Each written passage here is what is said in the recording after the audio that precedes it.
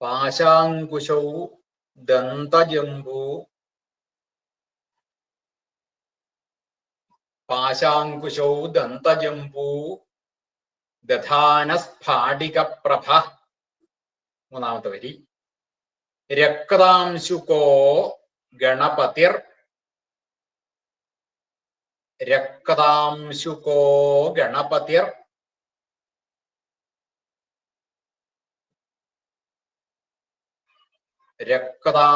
രക്താംശുകോ ഗണപതിർ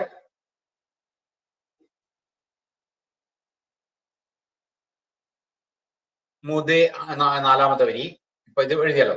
രക്താംശുകോ ഗണപതിർ. നാലാമത്തെ വരി.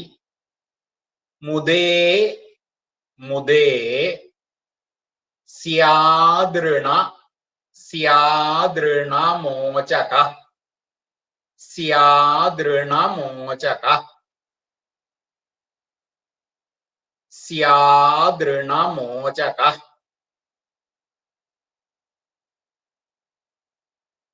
മുദേ സ്യാദൃണമോചക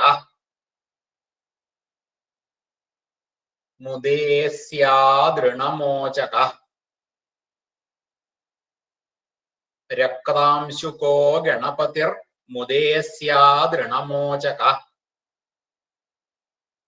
പാശാങ്കുശൗ ദന്തജംബൂ ദധാനസ്ഫാടികപ്രഭ.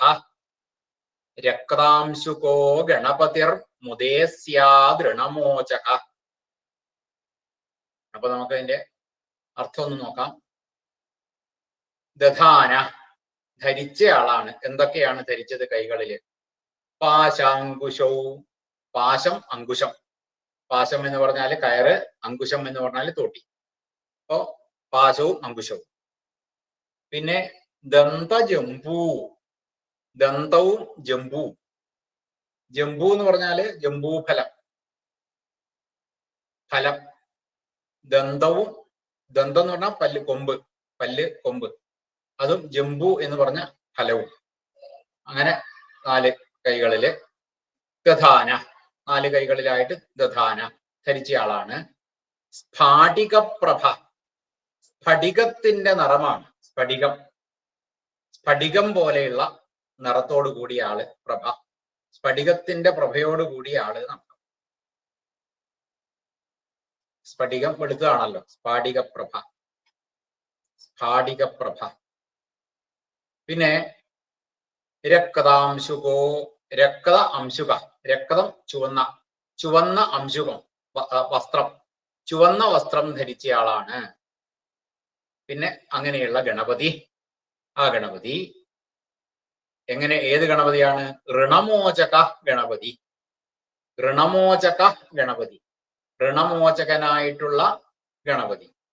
ഋണം എന്ന് പറഞ്ഞ വാക്കിന്റെ അർത്ഥം കടം എന്നുള്ളതാണ്. കടം, കടം ഉണ്ടാവുമല്ലോ. ഋണമോചക, കടം ഇല്ലാണ്ടാക്കുന്ന ഗണപതിയാണ്. കടം എന്തെങ്കിലും ഉണ്ടെങ്കിൽ അതൊക്കെ ഇല്ലാണ്ടാകും. അപ്പൊ കടം ഉണ്ടെങ്കിലൊക്കെ ഈ ഗണപതിയെ പ്രാർത്ഥിച്ചാൽ മതിയാവും. ഋണമോചക ഗണപതി. മുദേ സ്യാദ്. മുദേ സ്യാദ്.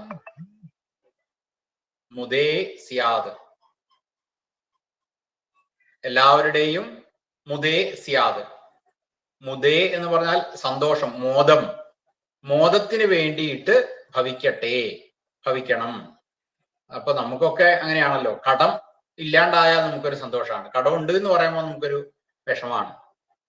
ആ കടം ഇല്ലാതാക്കണം. അപ്പൊ അങ്ങനെയൊക്കെയുള്ള ഗണപതി, ഋണമോചകനായിട്ടുള്ള ഗണപതി നമ്മുടെയൊക്കെ സന്തോഷത്തിന് വേണ്ടിയിട്ട് ഭവിക്കട്ടെ, ഭവിക്കണം. അപ്പോ നമ്മുടെയൊക്കെ കടം ഇല്ലാണ്ടായി കഴിഞ്ഞാൽ നമുക്ക് സന്തോഷാവും എന്നുള്ളതാണ് അവിടെ വിഷയം.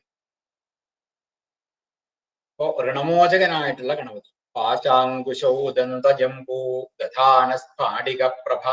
രക്താംശുകോ ഗണപതിർ മുദേ സ്യാദ് ഋണമോചക.